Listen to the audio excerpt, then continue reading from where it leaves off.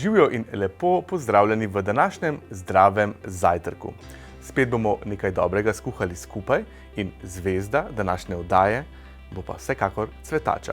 Tako da ne bomo cvetače vedno pripravljali v juhah ali pa v enolončnicah, sem se danes odločil z njo pripraviti namaz.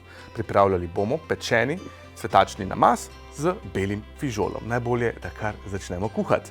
Tukaj imam pol kilograma očiščene cvetače. Cvetačo sem spekel v pečici že predhodno. To je ful fino, da naredimo, zato ker da cvetači prijeten, oreščkast okus. Malce bolj sladka je in taka res zelo, zelo okusna. Super za naš namaz.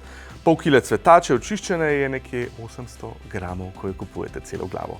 Tole stresemo kar v posodo Multipraktika. Skupaj z cvetačo sem dal peči tudi česen. 6 strokov česna, pečenih, kar olupljenih v pečici, prav tako se je peklo pol ure na 200 stopinj skupaj s cvetačo. Na takšen način česen postane prijetno sladek in ne bo vam pustil tistega neprijetnega zadaha, ki ga pa seveda nočemo sedaj, ko imamo ravno zjutraj za zajtrk tole zadevo. Torej, 6 strokov česna, pečenega, skupaj s cvetačo. Imamo še 250 gramov odcejenega belega fižola. Jaz sem fižol kar kupil, že skuhan, lahko se pa odločite in ga pripravite tudi sami. Na takšen način bo seveda namaz še veliko bolj okusen. Če nimate belega fižola pri roki, lahko uporabite tudi katerikoli drug fižol ali pa mogoče čičeriko ali lečo. Fižol gre prav tako v skledo. Potem za naš namaz potrebujemo še nekje sok polovice limone.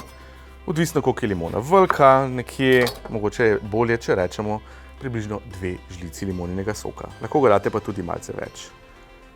Takole. Vse skupaj kar vse v posodo mešalnika. Mešamo pa ta namaz lahko z Multipraktikom ali pa tudi s paličnim mešalnikom, če ga imate. Pol litra oljčnega, pol litra, kam pa pridemo, ne? 50 ml oljčnega olja gre tudi v ta namaz. Lahko uporabimo tudi kakšno drugo olje. Sedaj pa še začimbe, ki bodo vse skupaj lepo in fino povezale. Začeli bomo s pol žličke, nekje pol žličke do 1 žličko, dimljene rdeče paprike. Na to dodamo še malce kumine, ta se vedno fino poveže s cvetačo, pa s temi okusi. Jaz jo bom dodal, evo, nekje 1/4 žličke. Mislim, da bo to ravno prav, do polovice priporočam. Potem pa seveda še sol in poper po okusu.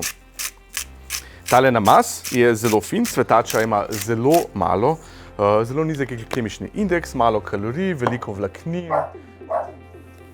in kuža jo bo tudi z veseljem pojedel. Še poper, takole.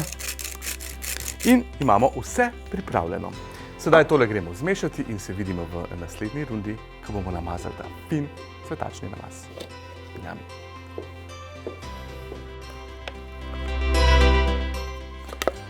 Lepo pozdravljeni, dobrodošli nazaj v zdravem zajtrku, kjer smo danes pripravili namaz s pečeno cvetačo in belim fižolom. Poglejte, koliko ga je.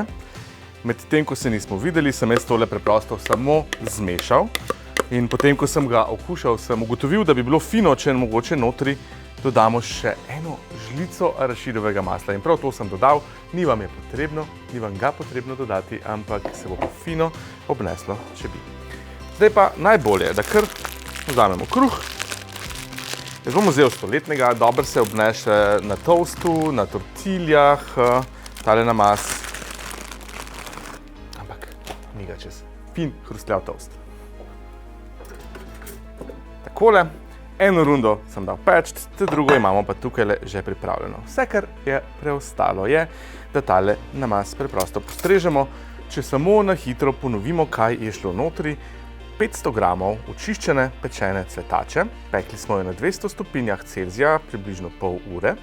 6 strokov česna, ki se je prav tako peklo zraven cvetače. Potem je šlo 250 gramov odcejenega in skuhanega belega fižola. In pa začimbe. Od začimb imamo pol žličke dimljene rdeče paprike, mleto kumino in sol in poper po okusu. Zdaj soli približno 1 žličko dodate, ampak ja, po okusu. Manjko žličkov pa že skoraj ne bo dovolj. In ko imamo tole našo cvetačo namazano, lahko gor dodamo salame, sir, jaz bom preprosto dodal malce zelenjave, jaz imam ful rad redkvice, tle sem jih danes kupil. Fino hrustljave, lepa barva in tudi polne vitaminov. Takole. In še mogoče malce za barvo, malo peteršilja.